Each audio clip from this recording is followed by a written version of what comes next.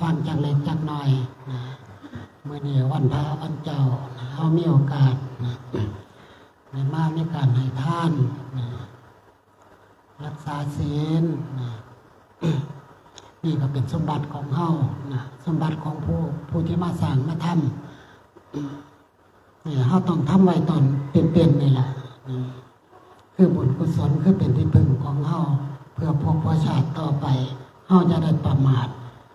คำเว้าคำจาของคนนั่นแหละมันพาไปสู่ที่ต่ำผู้เมื่อนี่อย่าว่าคำเว้าคำจาบ่มีกรรมมีเวรวจีกรรมกายกรรมวจีกรรมมโนกรรมเฮาสร้างอันใดมันก็ได้ตามที่เฮาเว้าเฮาคิดเฮาเฮ็ดนั่นแหละเนี่ยคำเว้าคำจาด้วยความประมาทของคนหลักการไปของคนทุกเมื่อมันถึงบ่คือกันอย่าไปโทษนะ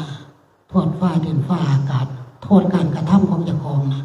เจ้าของทำจังใดมันก็ได้จังสั่นนี่แหละศาสนาพุทธเพิ่นสอนว่าเรื่องกรรมเรื่องเวรเรื่องสร้างคุณงามความดีแต่ละเมื่อแต่ละเวรเฮาก็เบิ่งหมดหรืออย่างที่พี่น้องเขาจากไปนะให้ตาตูดตาโปพวกคนบ่คิดนะขาดกรรมฐานบ่พิจารณาเฮ็ดจังไดเขาก็ไปอยู่แล้วสักมื้อนึงเขาก็ไปจะไปดีไปชั่วอยู่ที่การกระทำของเฮาตอนนี้เฮามีชีวิตอยู่ล่ะ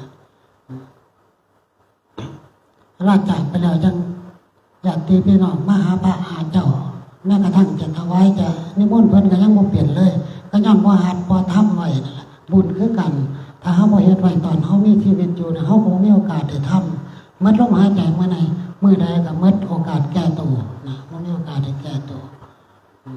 ชีวิตของมนุษย์เฮามันถึงน้อยนักทุกมื้อนะโรคภัยไข้เจ็บก็หลายการพัดภาคทุกสิ่งทุกอย่างลูกว่าตัวเมีย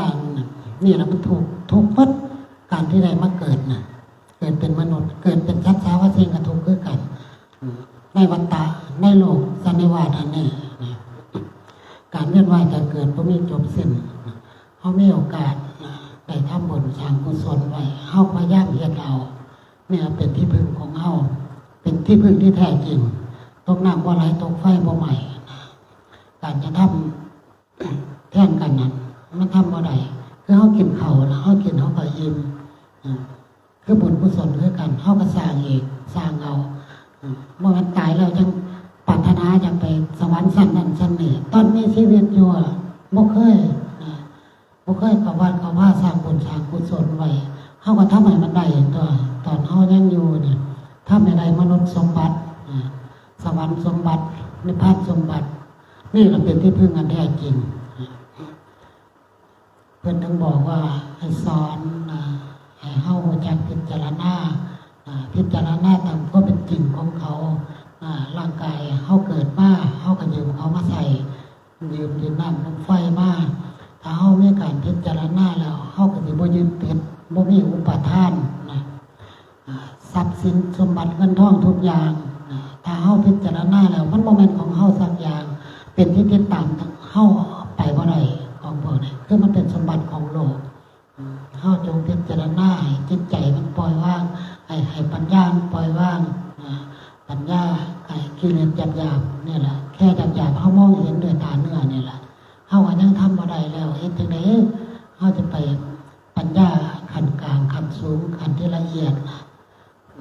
แต่เฮาก็มีการให้ทานรักษาศีลเฮาก็จงภูมิใจโลดที่เฮาได้เกิดเป็นมนุษย์เฮาใหญ่เสียชาติเกิด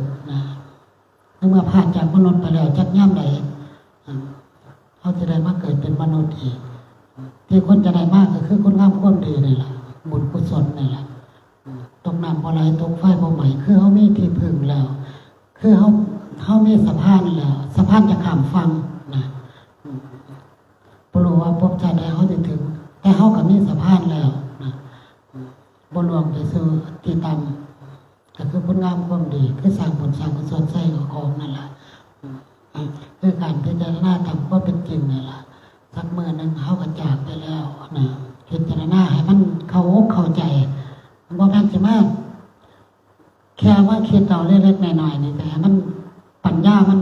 เข้าใจรถมันเป็นไปบ่ได้พระครูบาอาจารย์เพิ่นคือกันนะ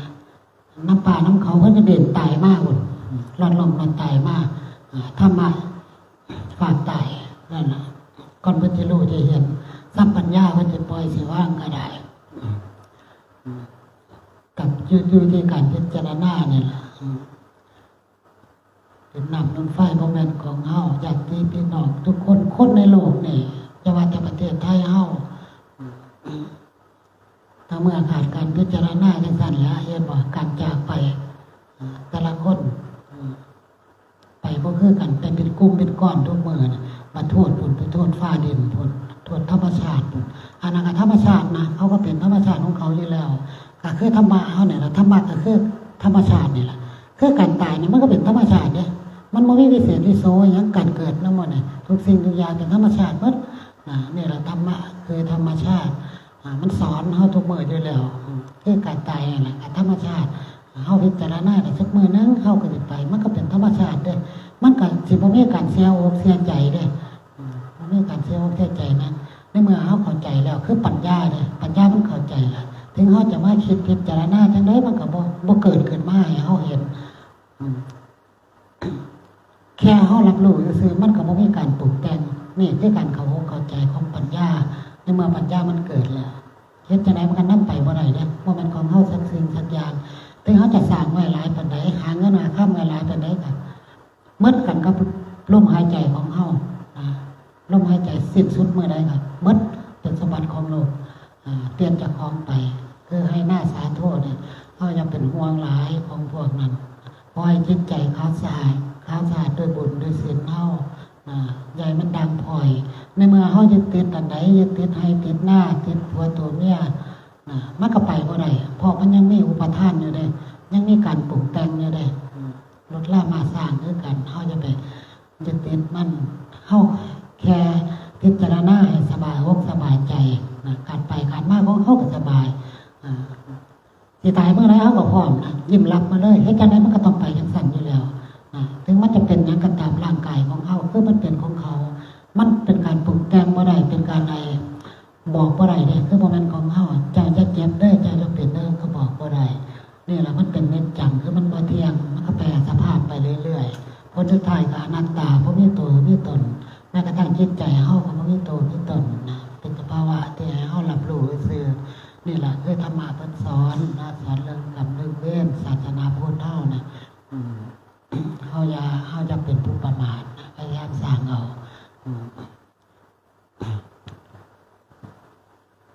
มันบ่คือเมืองนิพพานนะเมืองนิพพานเฮาบ่มีกิเลสตัณหาอุปาทานสักอย่างกิเลสสักหน่อยนิดก็บ่มีคือในโลกของเฮามันมีมีทุกสิ่งทุกอย่างมีกิเลสตัณหาอุปาทานมีโลภโกรธหลงเฮาก็พยายามทำเอา